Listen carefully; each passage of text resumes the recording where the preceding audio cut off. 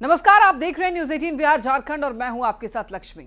और बुलेटिन की शुरुआत करेंगे सीधे अयोध्या की खबर से, जहां भगवान श्री राम दरबार की प्राण प्रतिष्ठा समारोह सुबह 11 बजे से ही शुरू हुआ और विशेष पूजा अर्चना, हवन और वैदिक मंत्रोच्चार के साथ देव विग्रहों की स्थापना हुई। रामनगरी में राम दरबार की प्राण प्रतिष्ठा संपन्न हो चुकी है। दूसरी प्राण प्रतिष्ठा वैदिक मंत्रों के जप के साथ पूरी हुई। प्राण प्रतिष्ठा से पहले सीएम योगी ने अयोध्या पहुंचकर रामलला के दर्शन किए और पिछले साल देखिए 22 जनवरी को राम जन्मभूमि पर रामलला की प्राण प्रतिष्ठा हुई थी। राम दरबार की प्राण प्रतिष्ठा बेहद ही भव्य ढंग से की गई। अयोध्या स्थित श्री राम जन्मभूमि परिसर में राजाराम और परकोटे में विराजमान अन्य देवी देवताओं की प्राण प्रतिष्ठा की गई, जिसमें मुख्यमंत्री योगी आदित्यनाथ भी शामिल हुए। आज ही के दिन मुख्यमंत्री का 53वां जन्मदिन भी है और उन्होंने इस अवसर पर भगवान श्री राम का आशीर्वाद लिया। प्राण प्रतिष्ठा के भव्य आयोजन के लिए सुरक्षा और व्यवस्था के पुख्ता इंतजाम किए हैं। देश विदेश से हजारों श्रद्धालु इस ऐतिहासिक क्षण के साक्षी बनने के लिए अयोध्या पहुंचे हुए हैं। तस्वीरें आप ये सीधे देख रहे हैं। तो राजा राम विराजमान हो गए हैं, साथ में लक्ष्मण हनुमान भी हैं।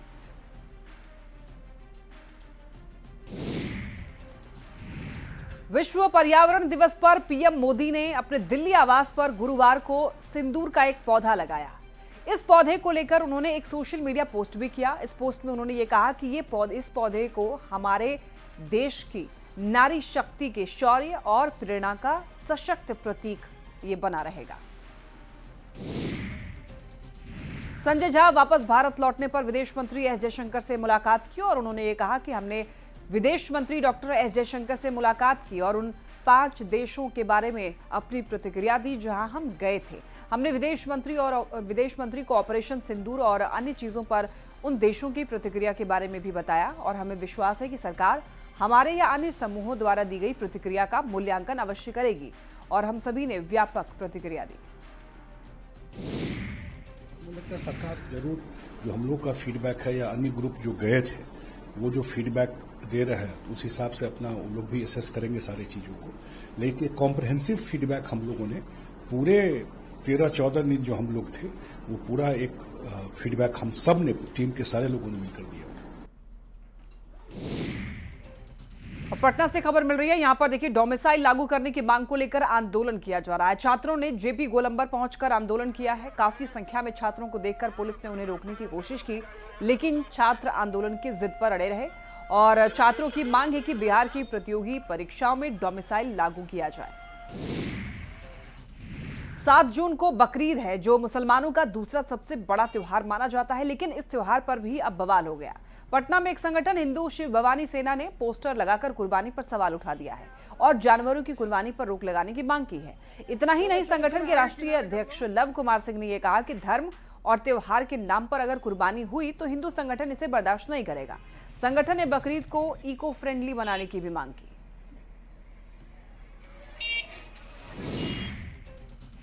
बीजेपी प्रदेश अध्यक्ष दिलीप जायसवाल ने एक बार फिर राहुल गांधी के बिहार दौरे पर निशाना साधा है। उन्होंने ये कहा कि राहुल गांधी राजा आदमी है, एयर कंडीशन में रहने वाले नेता हैं। गर्मी में एयर कंडीशन से बाहर निकलकर क्यों परेशान हो रहे हैं?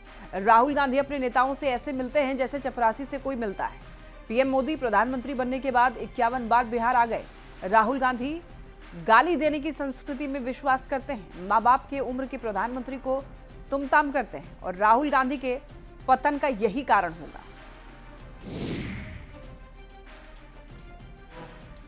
पतन हो, ऐसे पतन नहीं होता है। इतने लंबे समय से जिसने अपने राजनीतिक दल को चलाया, शासन किया, आज वो कांग्रेस का पतन हो गया और जो बचा खुचा है वो राहुल गांधी उस नाव को डुबाने का पूरा कसम खा लिए। प्रधानमंत्री नरेंद्र मोदी एक बार फिर बिहार दौरे पर आ रहे हैं और उनके बिहार दौरे की तारीख तय हो गई है 20 जून। 20 जून को वो सिवान आएंगे और इससे पहले अभी मई के आखिरी में 2 दिन के बिहार दौरे पर आए थे। 29 मई को पटना में पीएम ने एयरपोर्ट के नए टर्मिनल का उद्घाटन किया था और बेटा एयरपोर्ट का शिलान्यास किया था, जबकि 30 मई को रोहतास के विक्रमगंज में पीएम ने विशाल जनसभा को संबोधित किया था। हजारों करोड़ की योजनाओं की यहां पर सौगात भी दी थी। अब 1 महीने के भीतर एक बार फिर पीएम बिहार आ रहे हैं, जिसको लेकर बीजेपी और एनडीए में जोश आई है। चुनावी साल 2025 में पीएम मोदी का यह चौथा दौरा होगा, जबकि लोकसभा चुनाव 2024 के बाद पीएम मोदी अब तक 5 बार बिहार आ चुके हैं। जाति जनगणना के मुद्दे पर तेजस्वी यादव ने यह कहा कि बीजेपी के लोगों की मंशा ठीक नहीं है। हमने पहले भी कहा कि बिहार चुनाव को देखते हुए इन लोगों ने घोषणा की है और हमारे दबाव और पुरानी मांग के कारण इन्होंने इसे कैबिनेट से पास कराया है। हम वर्गों की भी गिनती कराएंगे जिससे ये पता चलेगा कि कितनी जातियां हैं और कितने ओबीसी ईबीसी हैं। देखिए, इन लोगों की मंशा जो है वो ठीक नहीं है और हम लोगों ने पहले भी कहा है, तो बिहार चुनाव को देखते हुए इन लोगों ने जो है अनाउंस किया है और हम लोगों का एक दबाव था। ये हम लोगों की जीत थी और हम लोगों की पुरानी मांग रही है, तब इनको जो है केवल जो है पास कैबिनेट से करना पड़ा है। लेकिन अभी कह रहे हैं 2 चरणों में होगी। हम तो कह रहे हैं जाति के साथ हम लोग वर्गों का भी करवाएंगे कि आखिर पता चले कि कितनी जातियां हैं और कितने ओबीसी हैं, कितने ईबीसी हैं। वर्ग का भी जो है कॉलम जो है आना चाहिए। और आज 5 जून है और विश्व पर्यावरण दिवस के साथ ही संपूर्ण क्रांति दिवस भी है। लोकनायक जयप्रकाश नारायण ने आज ही के दिन साल 1974 में आजाद भारत के इतिहास में सबसे बड़े आंदोलन का बिगुल फूंका था और तत्कालीन सरकार की कार्यशैली से नाराज होकर संपूर्ण क्रांति का नारा दिया था। इस मौके पर पटना में एक कार्यक्रम आयोजित किया गया जिसमें मुख्यमंत्री नीतीश कुमार, राज्यपाल आरिफ मोहम्मद खान और डिप्टी सीएम सम्राट चौधरी सहित कई मंत्रियों ने जेपी की प्रतिमा पर माल्यार्पण कर उन्हें श्रद्धांजलि दी। छपरा में जनसुराज के संस्थापक प्रशांत किशोर ने लालू प्रसाद पर तंज कसते हुए यह कहा कि लोगों को लालू प्रसाद से सीखना चाहिए कि बच्चों की चिंता कैसे की जाती है। उन्होंने कहा कि लालू जी का बेटा 9वीं पास नहीं हुआ है, लेकिन वो अपने बच्चे के लिए इतनी चिंतित हैं कि वो अभी भी ये चाहते हैं कि बिहार का राजा बने। जब हम ऐसा कहते हैं तो लोग कहते हैं कि हम उनकी शिकायत करते हैं, लेकिन नहीं, हम लालू जी की तारीफ कर रहे हैं। और आप अपनी हालत देखिए, आपका बच्चा मैट्रिक पास कर चुका है और ग्रेजुएशन भी कर चुका है, फिर भी उसे नौकरी नहीं मिल रही है। का चिंता क्या होता है, एक बार आप लालू जी को देखिए, लालू जी से सीखिए। लालू जी का लड़का 9वां पास नहीं किया, लेकिन लालू जी को अपने बच्चे का चिंता है। वो चाहते हैं कि वो बिहार का राजा बने। हम ये बात कहिला तो कुछ आदमी के बुझाता कि हम लालू जी की शिकायत करता नहीं। अरे ना भाई, हम तो लालू जी की तारीफ कर रहे हैं। लालू जी इतने अच्छे बाप हैं, लड़का 9वां नहीं पास है, लेकिन चाहते हैं कि हमारा लड़का बिहार राजा बने। आप अपना दशा देखिए, आपका बच्चा मैट्रिक पास कर लिया, आईए बीए कर लिया, उसको चपरासी का भी नौकरी नहीं है, लेकिन उसका आपको कोई चिंता नहीं है।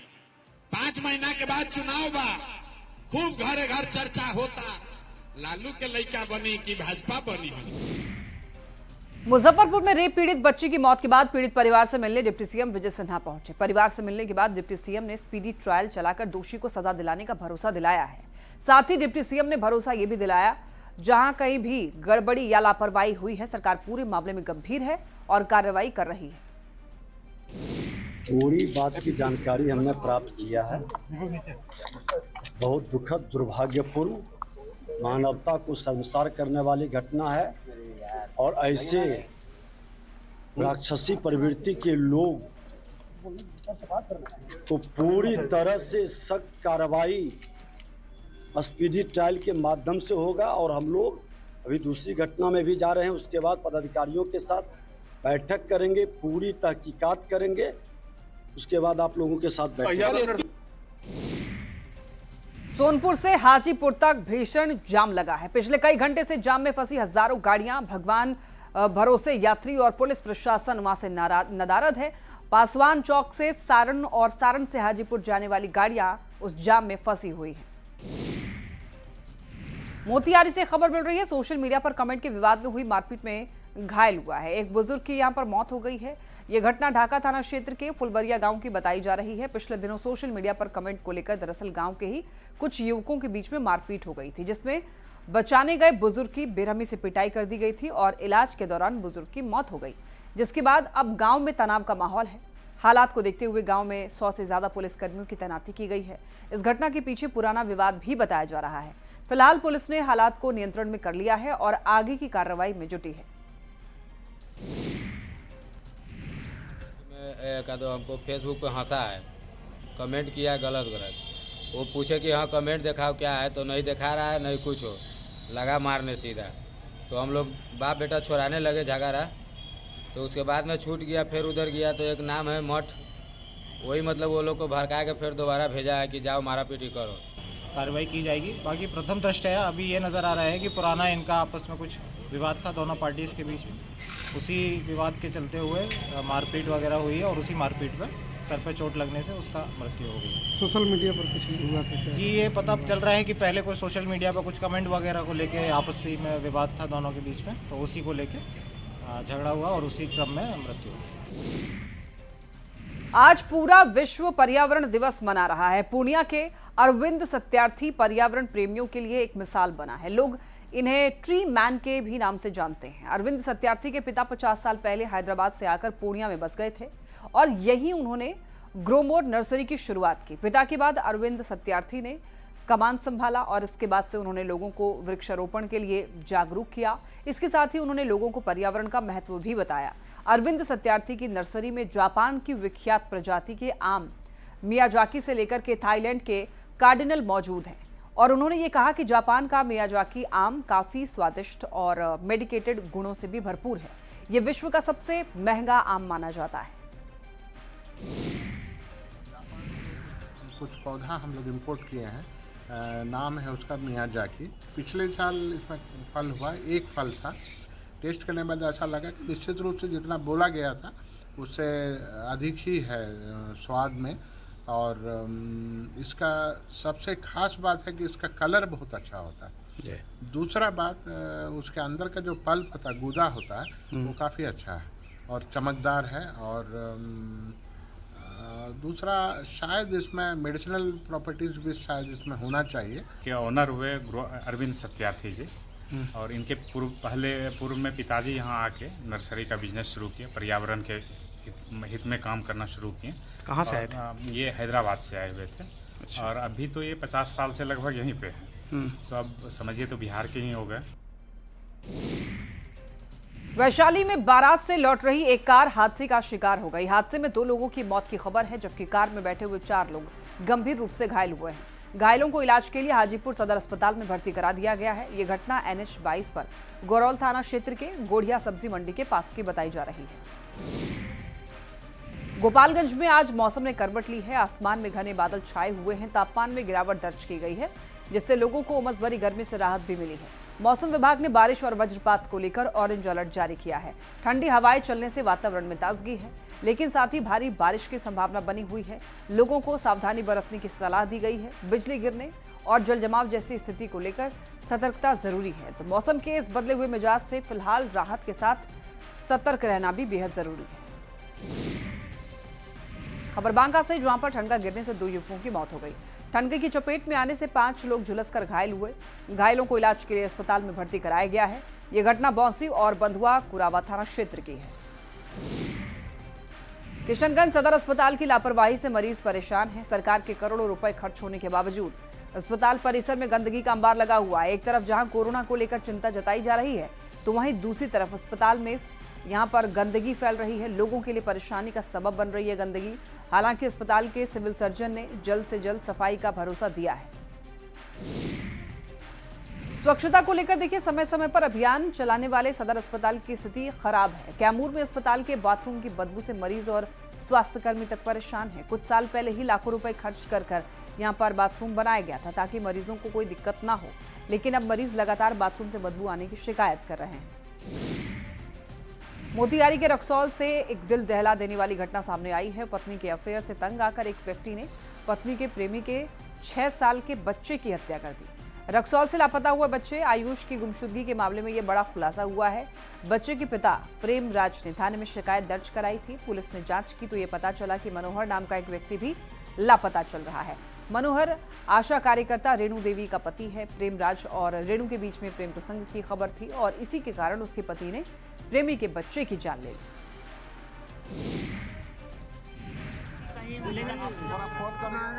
कहाँ रखे? नारायणी में फेंक दिया। नारायणी में फेंक दिया है?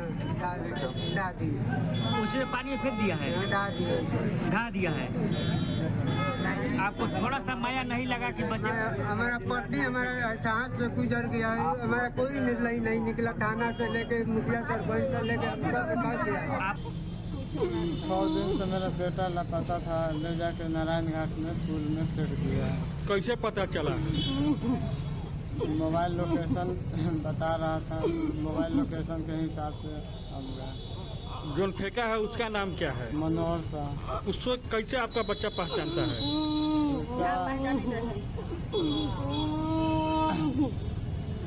उसका पत्नी मेरे हॉस्पिटल में आशा का काम करती है। आप हॉस्पिटल चलाते हैं? जी, हॉस्पिटल में हम दवा बांटते हैं। पटना में गंगा किनारे से अंधविश्वास की तस्वीर सामने आई है। गंगा स्नान के दौरान महिलाएं सिर हिलाकर झूमती हुई नजर आईं। बगल में बैठा तांत्रिक लगातार निर्देश दे रहा है और वहां पर ढोल की थाप भी बजाई जा रही है। आज देश भर में गंगा अवतरण दिवस मनाया जा रहा है। महिलाएं गंगा स्नान करके पूजा अर्चना कर रही हैं। गोपालगंज के नारायणी नदी के तट पर बड़ी संख्या में श्रद्धालु स्नान और दान में जुटे हुए हैं। धार्मिक मान्यता है कि इसी दिन मां गंगा भगवान शिव की जटाओं से पृथ्वी पर अवतरित हुई थी और इस मौके पर देश भर में श्रद्धालु पवित्र नदियों में स्नान करके पुण्य कमा रहे हैं। गोपालगंज जिले में भी गंडक नदी में आस्था की डुबकी लगाने के लिए श्रद्धालुओं की भारी भीड़ उमड़ी है। खबर कटिहार से, जहां पर मनिहारी अनुमंडल लोक शिकायत निवारण अधिकारी श्वेता मिश्रा के सरकारी आवास पर स्पेशल विजिलेंस यूनिट की छापेमारी चल रही है। कटिहार के मिर्चाई बारी ऑफिसर कॉलोनी में श्वेता मिश्रा के सरकारी आवास पर छापेमारी हो रही है। स्पेशल विजिलेंस यूनिट के कई अधिकारी और कर्मी मिलकर छापेमारी कर रहे हैं। सूत्रों की अगर माने तो श्वेता मिश्रा अपने सरकारी आवास पर मौजूद नहीं है और इसीलिए उनसे पूछताछ अभी शुरू नहीं हो पाई है। मुंगेर सदर अस्पताल परिसर में शिलान्यास समारोह में पहुंचे स्वास्थ्य मंत्री Mangal Pandey 11 health and wellness centre का शिलान्यास किया। उन्होंने ये कहा कि बिहार में स्वास्थ्य व्यवस्था में बदलाव हो रहा है और स्थिति पहले से काफी बेहतर हो गई है। संकल्प हम सब लोगों ने अपने मुख्यमंत्री नीतीश कुमार जी के नेतृत्व में, आदरणीय प्रधानमंत्री नरेंद्र मोदी जी के नेतृत्व में जो संकल्प लिया है गरीबों की सेवा का, वास्तव में जब गांव के लोग, मुंगेर के लोग इस अस्पताल में आएंगे तो निश्चित रूप से एक बार कह के जाएंगे कि सरकार ने स्वास्थ्य व्यवस्थाओं को बेहतर करने की दिशा में एक बहुत कारगर कदम आगे बढ़ाया है। और अब बात गांडी विधायक कल्पना सोरेन की, जहां पर गिरिडीह सदर प्रखंड में अल्पसंख्यक कल्याण विभाग की ओर से बनी 4 दुकानों का उन्होंने उद्घाटन किया। इन दुकानों के निर्माण में 1,68,500 रुपए की लागत आई है। इस दौरान कल्पना सोरेन ने अबुआ आवास योजना के 10 लाभुकों को घर की चाबी भी सौंपी। कल्पना सोरेन ने यह कहा कि सरकार गरीबों के कल्याण के लिए कई योजनाएं चला रही है। और एक खबर हजारीबाग से, जहां पर शेख भिखारी मेडिकल कॉलेज अस्पताल में मानवता को शर्मसार करने वाली घटना सामने आई है। बरकटा से आई एक महिला प्रसव पीड़ा से कराहती रही, लेकिन अस्पताल का दरवाजा तक नहीं खोला गया। महिला वहां पर कराहती रही, रोती रही, चीखती रही। परिजन दरवाजा खटखटाते रहे, लेकिन डॉक्टर और नर्स ने सुध तक नहीं ली। करीब 1 घंटे के बाद मरीज को यह कहकर डरा दिया गया कि हालत क्रिटिकल है। बाद में परिजन महिला को मिशन अस्पताल ले गए, जहां पर महिला ने बच्चे को जन्म दिया। जच्चा और बच्चा दोनों स्वस्थ हैं। शेख भिखारी मेडिकल कॉलेज में हुई इस घटना के बाद अब सवाल उठ रहे हैं। हालांकि अधीक्षक ने पूरे मामले की जांच का भरोसा दिया है और ये कहा है कि इस मामले में जो भी दोषी होगा उस पर कार्रवाई की जाएगी। स्थानीय सांसद मनीष जायसवाल ने भी दोषियों पर कार्रवाई की मांग की है।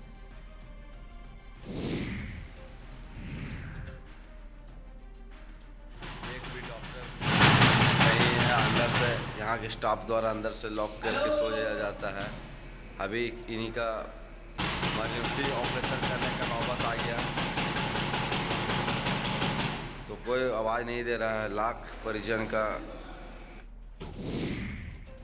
बकरीद को लेकर पुलिस मुख्यालय ने दिशा निर्देश जारी किए हैं। धार्मिक स्थलों और संवेदनशील स्थानों के आसपास की सुरक्षा बढ़ाने के साथ ऐसी जगहों पर सीसीटीवी लगवाने के निर्देश दिए गए हैं।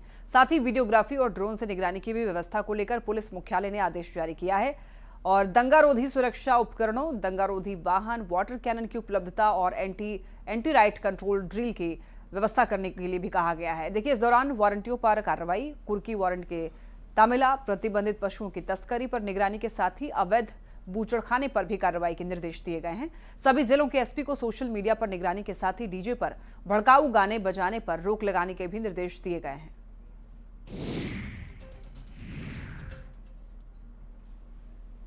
किसी प्रकार का प्रतिबंधित मांस इत्यादि की संभावना उसकी जांच करने के लिए, इसके अलावा सभी इम्पोर्टेंट स्थानों पर सीसीटीवी कैमरा लगाने के लिए, एडिशनल फोर्स का डिप्लॉयमेंट करने के लिए, और सभी एसपीज को सेंसिटाइज किया गया। किसी भी कीमत में लॉ एंड ऑर्डर को बिगड़ने नहीं दिया जाएगा और अमन शांति पूरे राज्य में बनी रहे, इस पर सभी एसपीज लगेंगे। और इसी के साथ इस बुलेटिन में इतना ही। खबरें लगातार जारी है, आप देखते रहिए न्यूज़ 18।